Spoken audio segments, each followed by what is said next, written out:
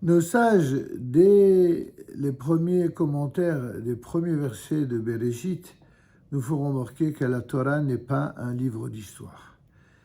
Il s'agit non seulement pas d'un livre d'histoire, mais il s'agit de quelque chose de très précis. Il s'agit de l'archétype même de la notion d'humanité telle que la Torah, parole du Dieu vivant, va nous révéler son contenu. En effet, la mission de l'homme dans l'univers, c'est cela le modèle, mais aussi le sujet principal de toute la Torah qui va démarrer par Bereshit. Dans son tout premier commentaire, Rashi va nous citer son père, Rabbi Yitzhak, et il va mettre en avant le fait que la Torah, étant essentiellement un livre de loi, aurait dû commencer par les règles concernant la sanctification du mois, tel qu'on le voit dans le début de Parashat HaChodesh, en Exode, chapitre 12, verset 2, qu'il s'agit là-bas du premier précepte, la première mitzvah que la Torah a exprimée. Et ainsi, s'adressant aux enfants d'Israël en tant que peuple, on se serait attendu à ce que ce soit la première mitzvah qui eût été ainsi présentée. Or, il n'en est rien. Pourquoi la Torah va-t-elle débuter par le récit de la création? Et Rashi de répondre que c'est pour établir la souveraineté de Dieu dans l'univers, comme nous l'enseigne le psaume. Il a fait connaître à son peuple la puissance de ses œuvres, afin de lui donner l'héritage des nations. C'est le psaume 111 au verset 6.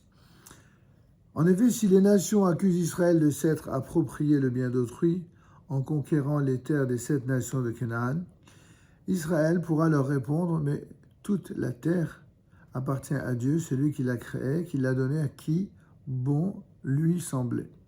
Et c'est par sa volonté qu'il l'a donnée à ses peuples, et c'est aussi par sa volonté qu'il la leur a reprise pour nous la donner. Ainsi, comme le note le Ramban, le récit de la création du monde, mais aussi celle de l'homme, ne permet absolument pas de sonder les mystères de la dite création, chose que l'on ne peut cerner qu'à l'aide de la tradition transmise par Dieu à Moïse, Moshe Rabbeinu, et évidemment, quant aux rares privilégiés qui se sont vus confier ce savoir, ils n'ont généralement pas le droit de le divulguer. Or, tout ce que la Torah rapporte maintenant est un prélude à l'histoire d'Israël. Dieu a créé Adam et Chava, Adam et Ève, dont toute l'humanité sera issue pour qu'ils exercent leur domination sur la terre. Ils ont été installés dans le jardin d'Éden, le meilleur endroit du monde, puis, après avoir fauté, en ont été chassés. Dieu a patienté longuement pendant 10 générations, de Noé jusqu'à Abraham, mais chacune d'elles a failli dans sa mission, à la mission pour laquelle elle avait été créée. Et donc après cet échec, après finalement la faillite et d'Adam Arishon et de la mission des générations qui se sont ensuivies, Dieu a donc choisi Abraham et sa postérité pour assumer le projet d'humanité qui à l'origine avait été universel. Désormais, selon le Ramban, c'est la raison pour laquelle la Genèse, Bereshit, a été appelée livre de la création, Sefer HaYetzirah. L'essence de la création n'est pas l'histoire des montagnes ou l'histoire des vallées, des océans et des déserts, ni même celle de la vie humaine ou animale. La création est l'histoire de la naissance d'Israël, comme cela nous est rapporté par le Midrash. La nation qui a hérité de la mission de Adam et Chava, d'Adam et Ève. Le premier livre de la Torah ainsi retrace l'histoire d'Israël depuis Abraham et Sarah jusqu'à l'époque où leur descendance se constituera en famille, puis en peuple. Le Ramban va ainsi souligner que la Torah fait le récit des 6 jours de la création ex nihilo pour établir que Dieu est le seul et unique souverain maître créateur et réfuter toutes les théories de ceux qui prétendent que l'univers est intemporel ou qu'il est né d'une coïncidence ou d'un pur hasard ou d'une explosion.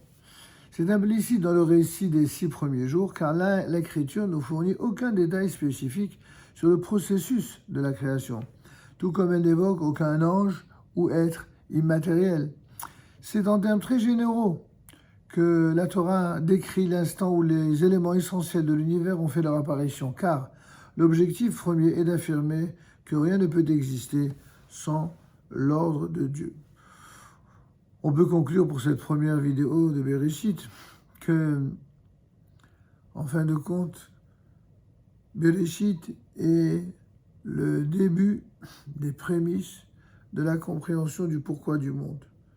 Pour le résumer en termes de Rashi, Dieu a créé le monde parce qu'il l'a fondé sur 2 choses qui ont préexisté à ce monde et grâce auxquelles le monde a pu être créé et surtout tenir, c'est tout simplement Israël et la Torah.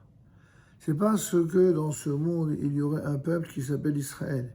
Et il y aurait une Torah, c'est-à-dire la lumière divine dans ce monde créé par Dieu, et bien que le monde méritait d'être créé. Et c'est pour cette raison d'ailleurs que lorsque la Torah fut imposée au peuple d'Israël au mont Sinaï, eh bien il lui fut rappelé que ce peuple devait accepter la Torah d'une manière absolument imposée, même si plus tard il l'acceptera de gaieté de cœur.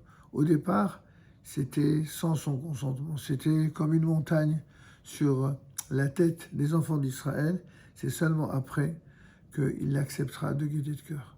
C'est pourquoi, une fois encore, la charge qui va peser sur le monde va en quelque sorte se condenser dans la charge qui va peser sur les épaules du peuple d'Israël.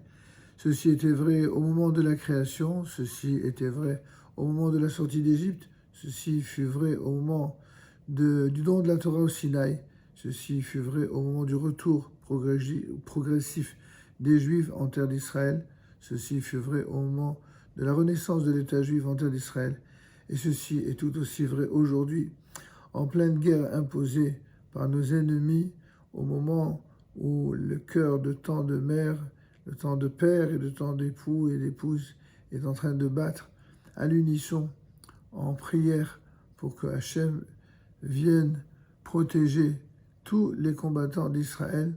Eh bien, nous nous associons à cette prière et demandons à Dieu que lui qui a créé le monde et qui nous a confié cette mission, qu'il nous aide à la réaliser et qu'il protège son peuple. Amen. Shabbat shalom et volach.